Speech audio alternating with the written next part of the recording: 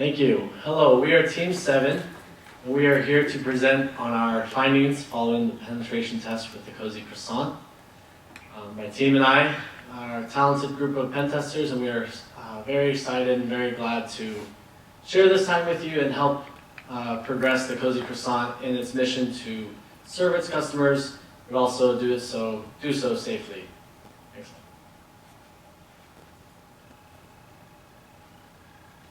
So, just as a bit of an overview, as you know, this penetration test took place in two parts. The first part was remote, and the second part was here on site with you. And we had a great experience being here with you, working with your staff. It really benefited us and allowed us to do a lot more work and achieve better results in the end. Now, the scope of this penetration test was testing the guest network and the corporate network as well, and all of the different machines on there. And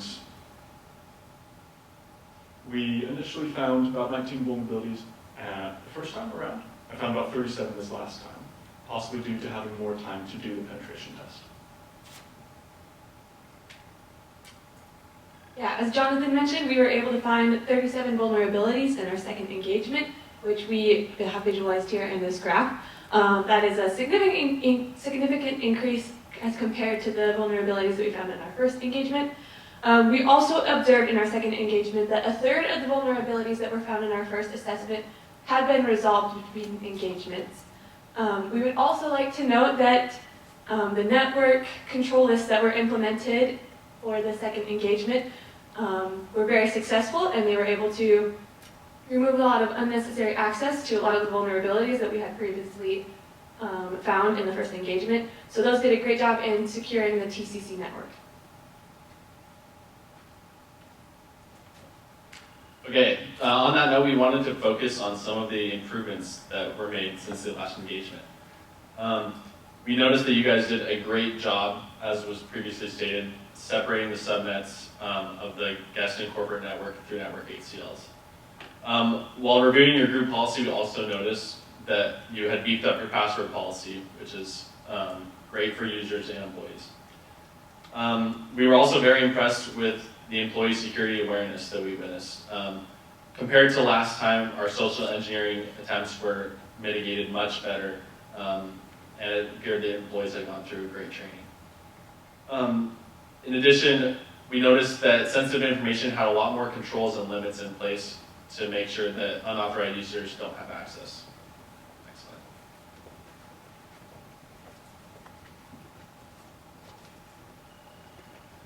So now on to the notable findings and the impact of those findings.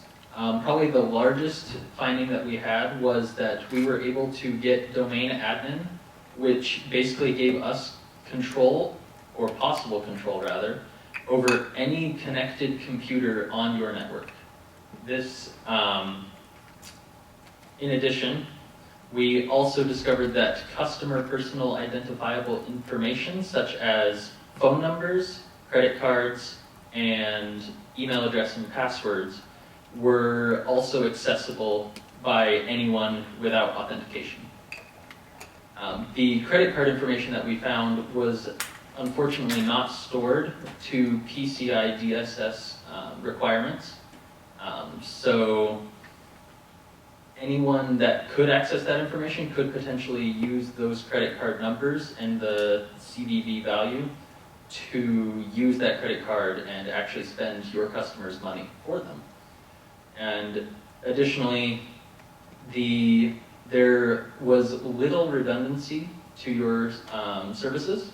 We were able to accidentally take down at least one service, unfortunately, and there was nothing in place to prevent that takedown of the service. Next slide, please.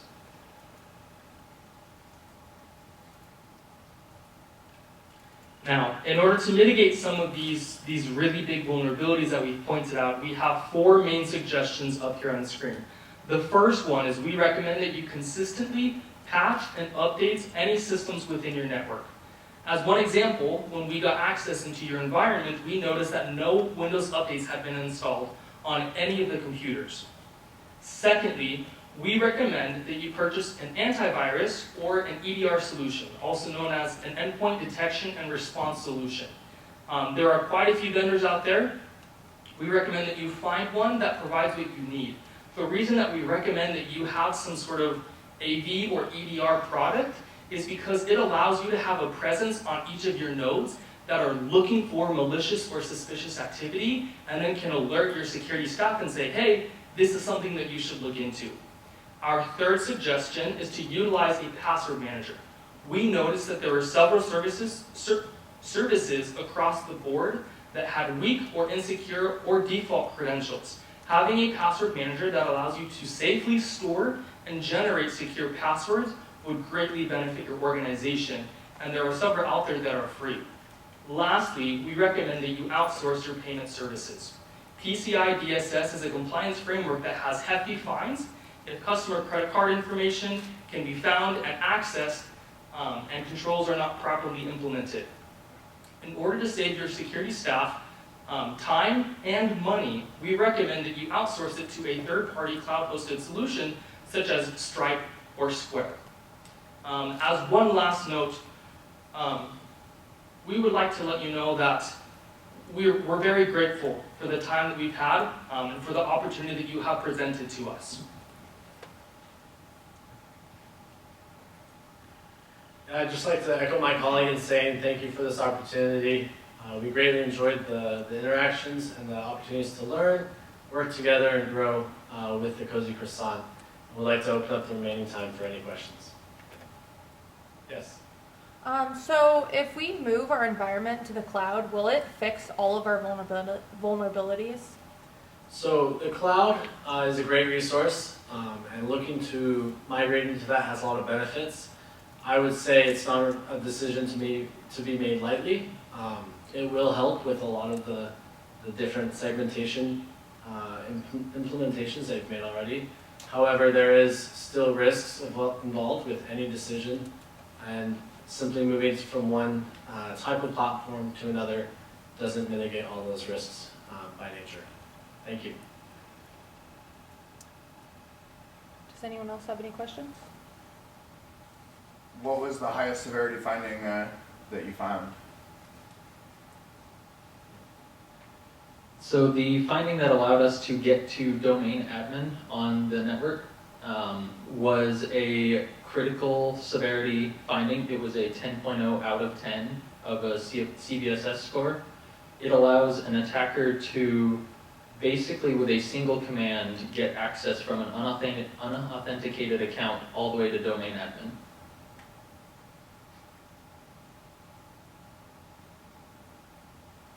Are there any other questions for Team 7? If we could increase the scope of the engagement to get more findings, how would you recommend us do that? First, I would recommend a longer period of lab or environment access time. Even going from 1 day in engagement 1 to 2 days in engagement 2, we were able to multiply our findings. Also, the increased familiarity and the increased attention to various services increases the confidence that we can take tools and find results. With a shorter amount of time, it's harder to make known decisions, and you have to take a little bit more calculated risks to find what is there and to make those decisions. So increase time and maybe narrow the scope to one segment or the other at a time for that as well. Could you tell us how we compare with our peers in the industry? Yes, I would like to say that we were very impressed with the changes that you had made. We had talked about a third of the vulnerabilities that we had noticed in our first engagement were improved. And in 2 months' time, that is incredible. That definitely puts you up here with your competition.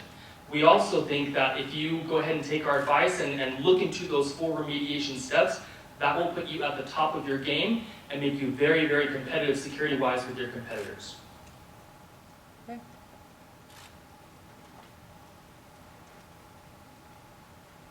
And I think that's all the questions we have. So.